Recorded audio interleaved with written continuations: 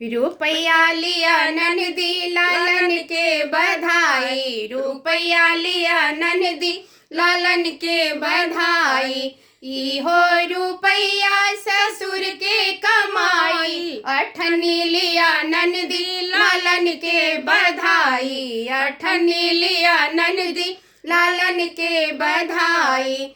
इहो अठन्नी भैसुर के कमाई, इहो अठन्नी भैसुर के कमाई। चौवनी लिया ननदी लालन के बधाई, चौवनी लिया ननदी लालन के बधाई।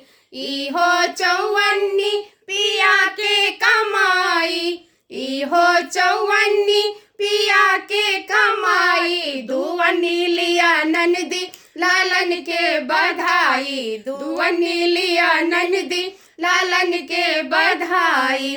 इहो दुवनी देवर के कमाई, इहो दुवनी देवर के कमाई। ठनठनी लिया ननदी लालन के बधाई, ठनठनी लिया ननदी लालन के बधाई, ठनठनी लिया ननदी लालन के बधाई।